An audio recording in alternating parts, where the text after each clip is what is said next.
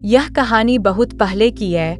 गौतम बुद्ध ने कहा, बस मुझे यह 2 चीजें दे दो, तुम अपार धन के मालिक बन जाओगे। पर लड़के ने मना कर दिया। कहानी शुरू होती है जब गौतम बुद्ध अपने शिष्यों के साथ लंबा सफर तय करके एक सुंदर गांव पहुंचे। तथागत ने कुछ दिन उसी गांव में रुकने का निश्चय किया। गौतम बुद्ध के आने का समाचार गांव में आग की तरह फैला और कुछ ही देर में तथागत के आसपास लोगों को का जमावड़ा लग गया। लोग कई तरह की समस्या लेकर वहां आने लगे। तभी एक बुजुर्ग रोते हुए गौतम बुद्ध के पास आए और कहा, हे तथागत, मेरा बेटा कुछ काम नहीं करता, गरीबी और कठिनाइयों के लिए ईश्वर को दिन रात कोसता रहता है।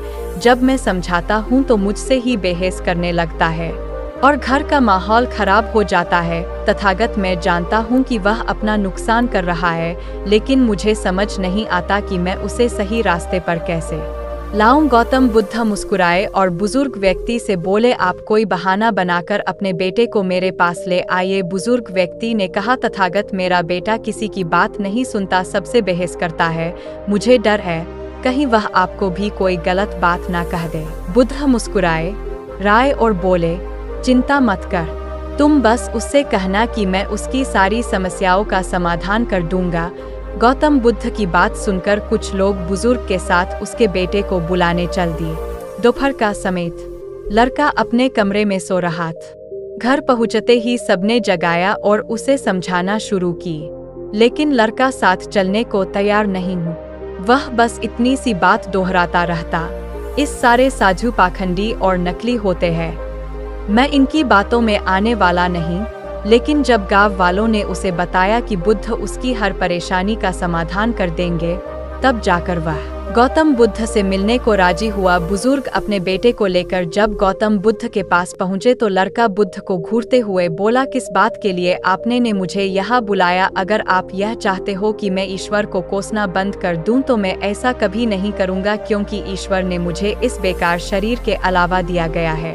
धन जो शरीर के लिए जरूरी है वह तो मुझे मिला ही नहीं। अगर आप मेरी धन की समस्या खत्म कर सके तो ठीक है, नहीं तो अपना बोरिया बिस्तर समेट लिए और आगे बढ़ी। युवा लड़के की बातें सुनकर गौतम बुद्ध मुस्कुराने लगे और बोले, मेरे दोस्त, मैं तुमसे ईश्वर की कोई बात नहीं करता, लेकिन याद रखो कि व्यक्ति के सुख और दुख का कारण उसके कर्म ही होते हैं।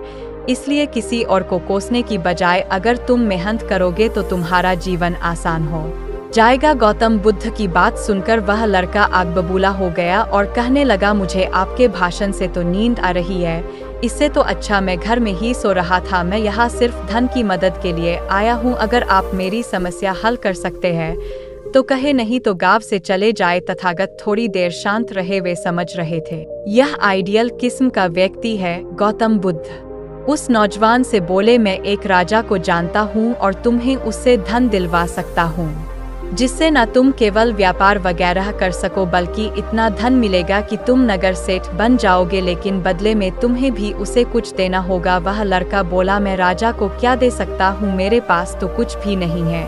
गौतम बुद्ध ने कहा, राजा का एक पुत्र है जो जन्म से ही नेत्रहीन है।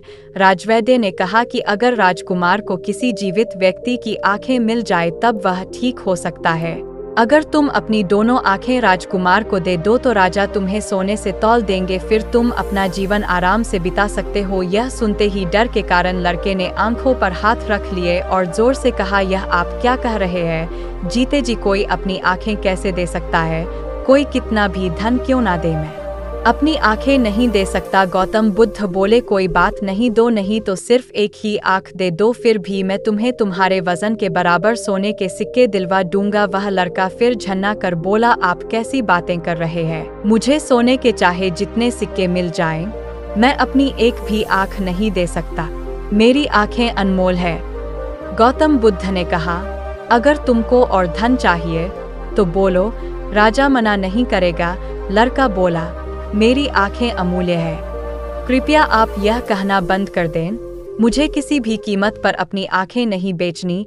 लड़के की बात सुनकर गौतम बुद्ध ने कहा, मेरे प्यारे दोस्त, अभी कुछ समय पहले ही तुम अपने शरीर को बेकार कह रहे थे, कोस रहे थे, और अब तुम कह रहे हो कि तुम्हारी आंखें अनमोल है। आंखें तुम्हारे शरीर का छोटा सा हिस्सा है। अगर तुम्हारी आंखें अनमोल है तो तुम्हारा शरीर कैसे बेकार हो सकता है? अगर शरीर तुम्हें अनमोल लगता है तो तुम्हारी बुद्धि की क्या कीमत है। अगर सब मूल है तो जीवन शक्ति जो तुम्हें जिंदा रखे हुए है उसकी क्या कीमत है। गौतम बुद्ध के शब्द सुनकर उस लड़के की आंखों में आंसू आ गए। वह तथागत के चरणों में गिरकर रोने लगा। फिर कहा, मैंने बहुत बार कोशिश की लेकिन मैं कुछ कर नहीं पा रहा, इसलिए मैं इतना हताश और करवा हो गया हूँ। गौतम बुद्ध ने लड़के को उठाया और कहा, मेरे दोस्त, इंसान का जन्म बहुत कीमती है। केवल इंसान के पास ही इतना विवेक होता है, वह सही गलत में अंतर कर सकता है। ताकतवर पशु पक्षियों में भी यह स्वतंत्रता नहीं है। इसलिए अपने शब्दों की ताकत पहचानो और किस्मत को कोसना बंद कर। जब चेहरे पर परेशानी आती है तो हम सब नकारात्मक हो जाते हैं और भूल जाते हैं कि हमारे पास कितनी सारी बेशकीमती योग्यताएं हैं। गौतम बुद्ध कहते हैं कि बनाने और मिटाने दोनों की शक्ति हमारे शब्दों में है। जब शब्द सच्चाई और दया से भरे होते हैं तो वे दुनिया बदल देते हैं। इसलिए गौतम बुद्ध आगे कहते हैं कि अपनी जबान को अच्छे शब्द सिखाओ, अपने मन को अच्छे विचार सिखाओ। आँख, कान, नाक, जबान सबको ट्रेन करो। इंद्रियां बहुत अच्छी दोस्त बन सकती है। यह ट्रेनिंग हमको दुखों से पार ले जाएगी। यह ट्रेनिंग कैसे करते हैं?